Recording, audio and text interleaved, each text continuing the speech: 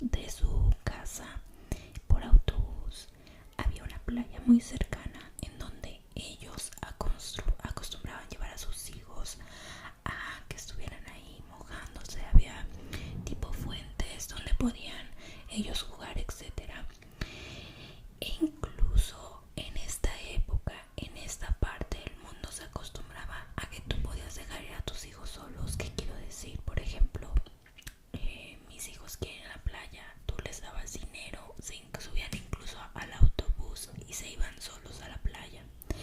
Esto era muy común en la familia, en esta familia, en estos niños de Beaumont, en que la mamá les daba dinero y era de que a tal hora los quiero aquí. O sea, obviamente la niña de 9 años, que digo ahorita es una locura, era la que se hacía cargo de llevarlos en el autobús, estar en la playa. Obviamente les daban instrucciones de no hablen con extraños, ustedes a lo que van y se regresan. Entonces pues esto pasó. Australia, el 26 de enero se festeja la llegada de los ingleses a esta isla. Hay como una tipo historia, un festejo ahí como acá en México o en países de Latinoamérica, que festejamos que la revolución, que la independencia, y les dan como un día de asueto, un día festivo. Entonces el 26 de enero de 1966 pues era un día festivo. Entonces pues el plan es siempre que hay festividades en el pueblo, en la playa, incluso la gente pues se junta para cenar, para hacer un convivio y tener su día libre y festejando pues esta festividad, este día. Se escuchan mucho ruido, hay niños jugando por aquí cerca, pero bueno. Entonces estamos en este día. El papá salió a trabajar. El papá, como les conté, era taxista, tenía muchísimo trabajo, era muy conocido por el lugar ahí. Entonces él salió a trabajar. La mamá tenía que hacer unos pendientillos, tenía que ir a hacer compras para la comida y pues ya estar en la tarde todos en familia, pues cenando, conviviendo, jugando con sus hijos. Un día antes, los niños de Beaumont quisieron, más bien fueron a la playa, como les había mencionado. Se subieron al autobús que pasaba cerca de su casa, se fueron a la playa, regresaron a las 2 de la tarde y todo bien. Entonces Jane, la más grande, estaba insistiendo en que quería regresar a la playa. Aparte de que hacía mucho calor, pues se la pasaban muy bien, había más niños, había más gente. Y la mamá aceptó, dijo, bueno, se van a ir, te voy a dar dinero por si algo, yo los llevo al autobús, van a la playa, pero a las 2 de la tarde quiero que estén de regreso. O sea, a las 2 de la tarde los voy a esperar en la parada del autobús para venirnos a la casa. Sí, está bien. Les vuelvo a mencionar, como ya lo habían hecho muchas veces, no había nada de raro. La mamá los lleva a la parada de autobús y los vio irse a los 3 niños. La mamá fue a hacer unas compras, fue a hacer unos mandados que tenía pendiente. Entonces ya se iban a hacer las 2 de la tarde, ya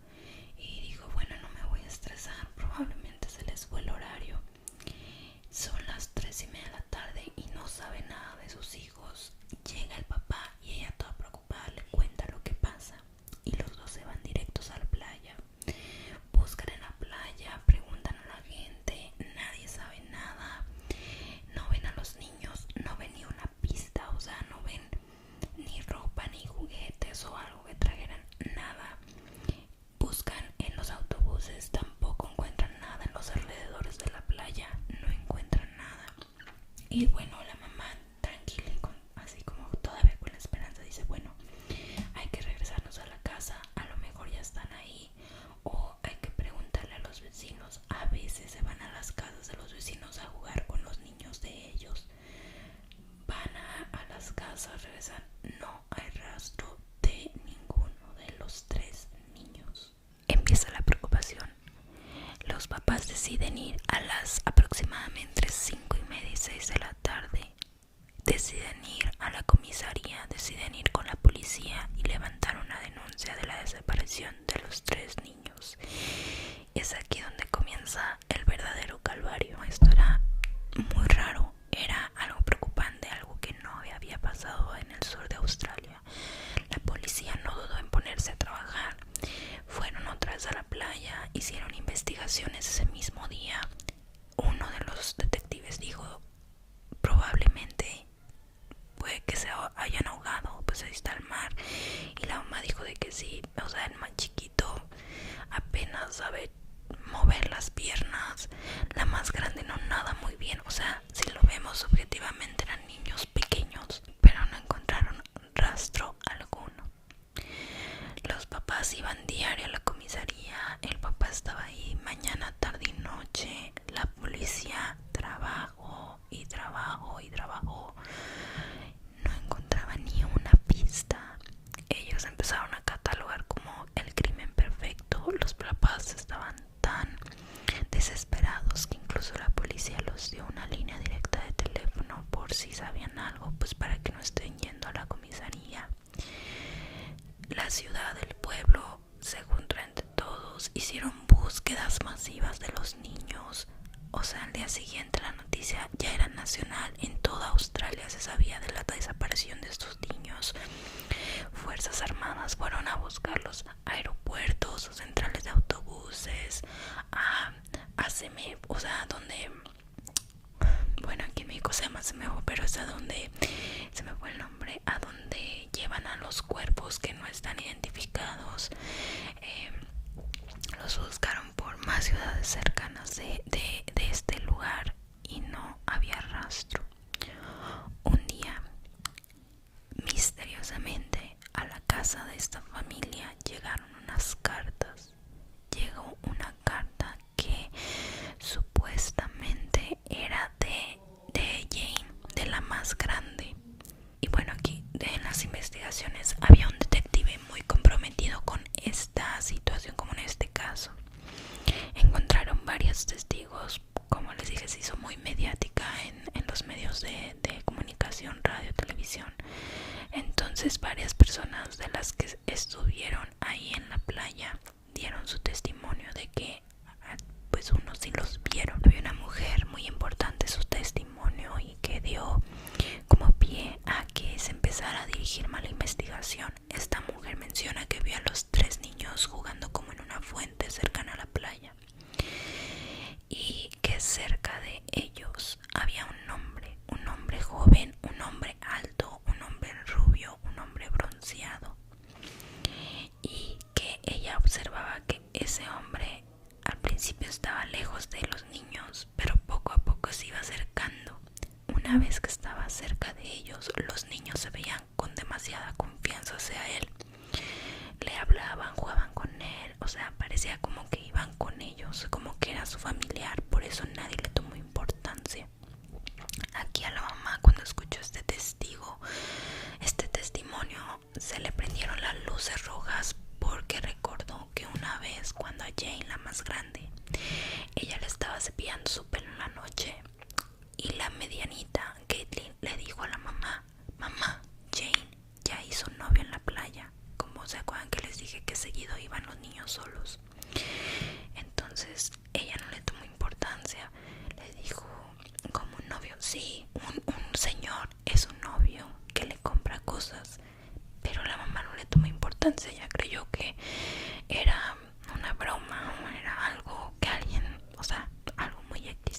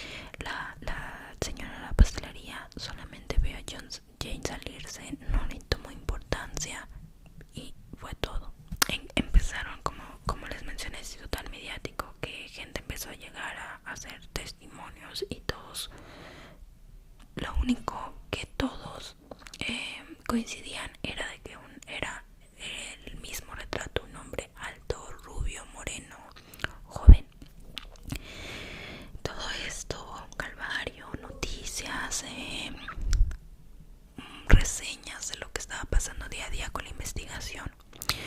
Un día a la familia le llegaron dos cartas.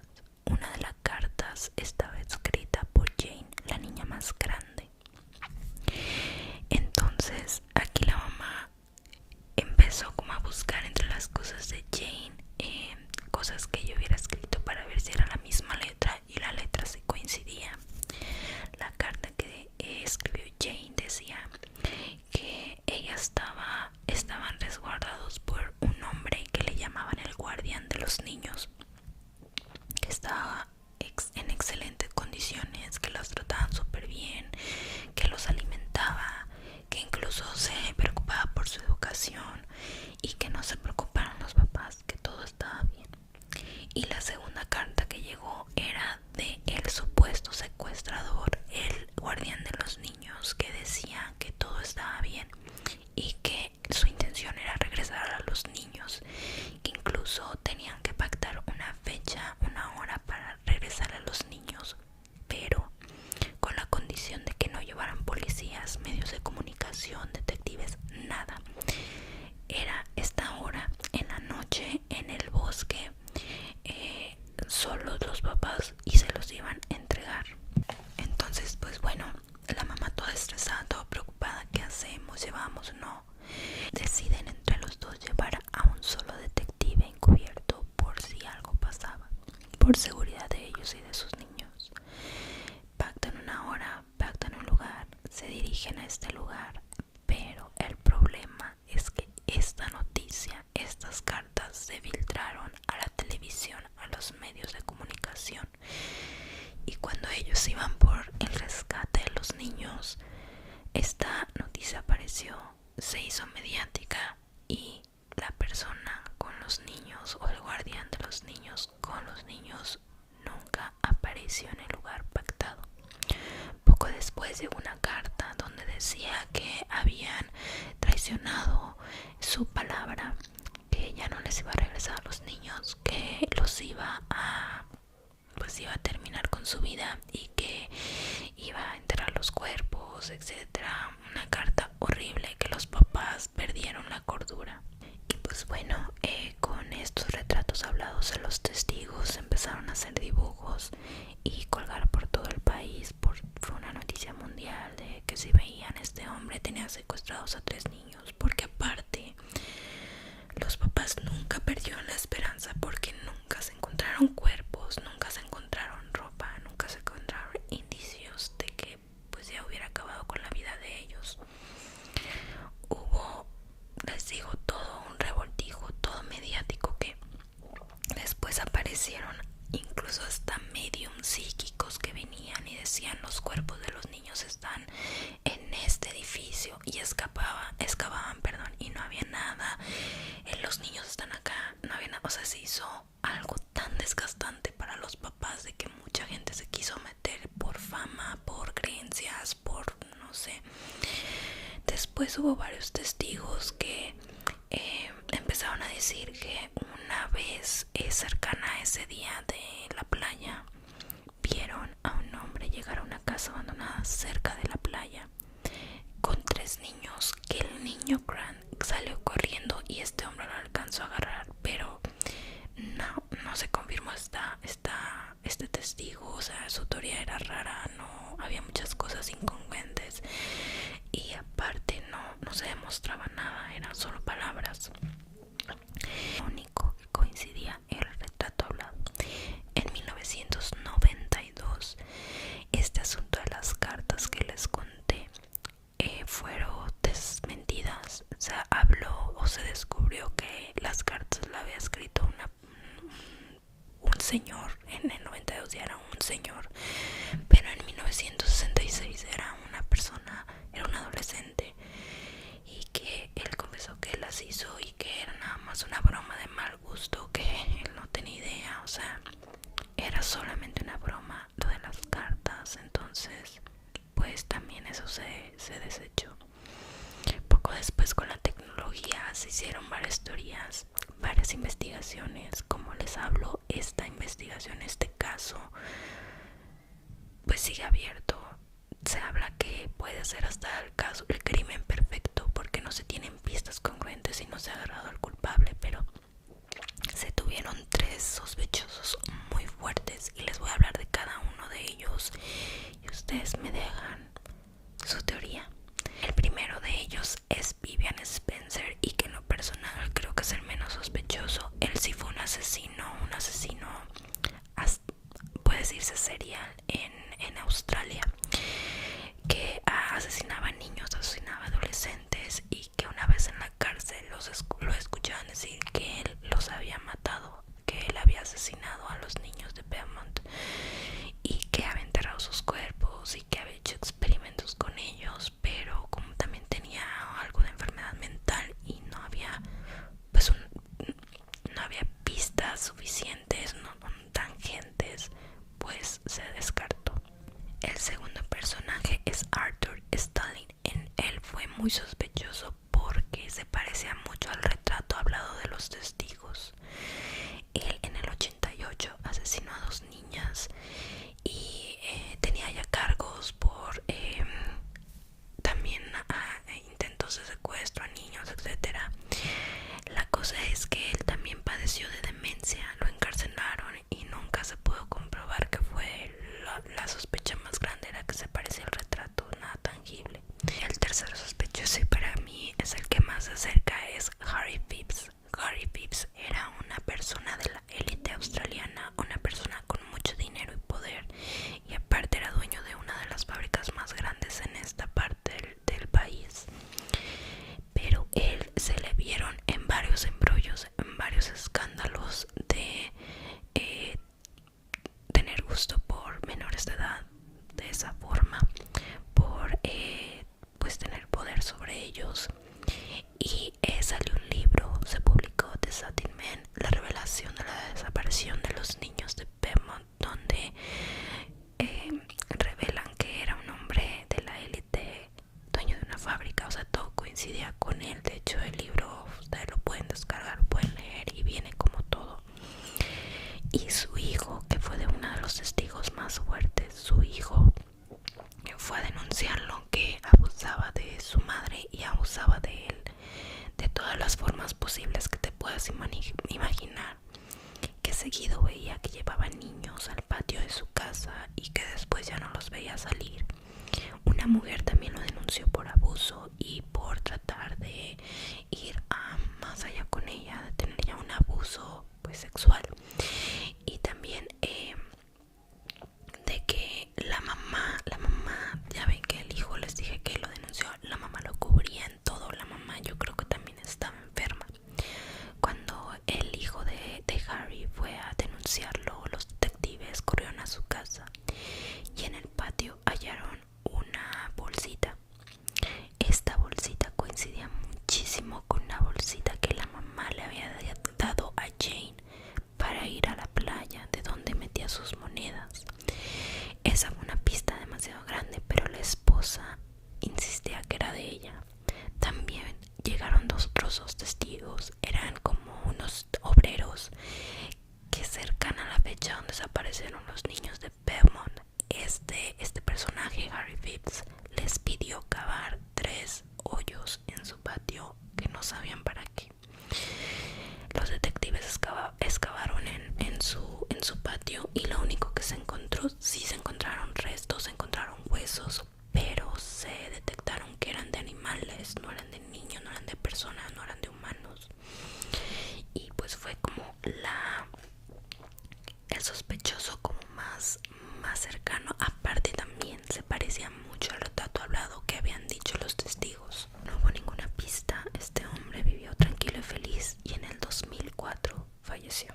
Y bueno, ya como en los años 90, como ya había más tecnología, se hizo un retrato. Al final en los 90 se hizo un retrato de los niños, cómo serían para la edad que tuvieran. Les vuelvo a repetir, como no habían encontrado nada, pues se tenía la esperanza de que siguieran vivos. Bueno, la mamá al ver estos retratos de los niños ya grandes perdió la cordura, o sea, se fue a la demencia, porque fue algo muy fuerte para ella. Ella nunca perdió la esperanza, y hasta cierto punto se sentía culpable de no haber ido con ellos. y murió en el 2019 en una casa hogar de ancianos, con la esperanza de seguir encontrando o de que algún día se encontraran. El papá sigue vivo actualmente, ya es un anciano, ya está enfermo, pero en varias entrevistas se ve que él todavía tiene la esperanza de encontrar a sus hijos. Dime tú qué piensas, cuál es tu teoría. Es un caso triste, un caso desesperante, porque ni siquiera saben la resolución aún. Desde 1966 hasta este año no se sabe aún